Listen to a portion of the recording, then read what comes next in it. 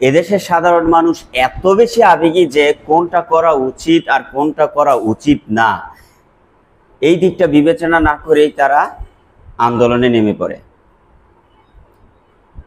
কিছু জোতাচোর, বলতে কষ্ট হয় বিষয়টা, যে কিছু জোতাচোর ফিলিস্তিনির পক্ষ নিয়ে আন্দোলন করতে গেছে এবং সেখানে তারা প্রতিবাদের একটা ভাবমূর্তি নিয়ে ব্যবসায়ীদের দোকানপাট লুট করলো।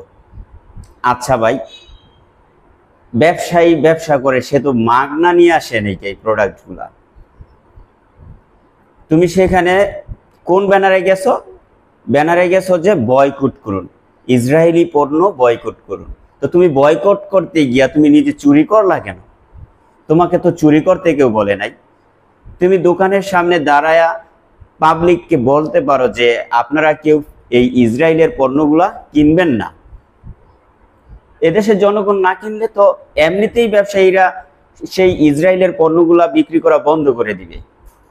এই সমস্ত আবেগী জনগণ, আবেগী পাবলিক গুলাই ইসরায়েলের বিপক্ষে প্রতিবাদ করতে যাইয়া গলা শুকায়া একজন আরেকজনের বলে, ভাই আমাকে কোকা কোলা খাওয়া। এই হচ্ছে তাদের আবেগ।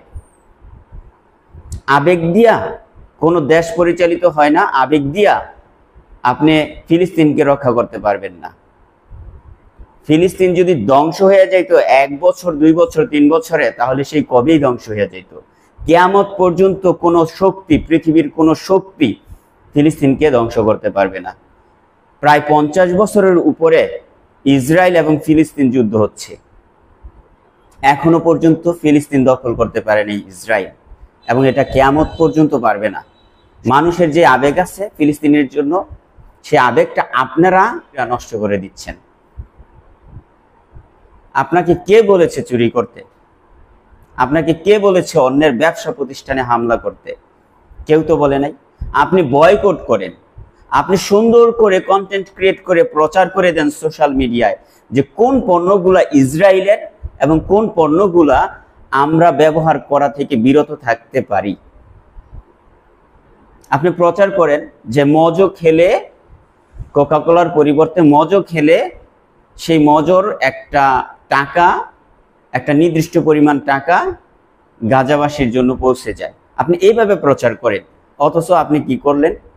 জোতা চুরি করে এমনভাবে কলঙ্কিত করলেন এই সুন্দর একটা আন্দোলনকে, যা নজিরবিহীন। প্লিজ কেউ এই ধরনের অন্যায় কাজগুলো করবেন না এবং এদেশের ভাবমূর্তিকে নষ্ট করবেন না, এবং সাধারণ মানুষের যে আবেগ, এগুলা নিয়ে খেলাধুলা করবেন না। ধন্যবাদ।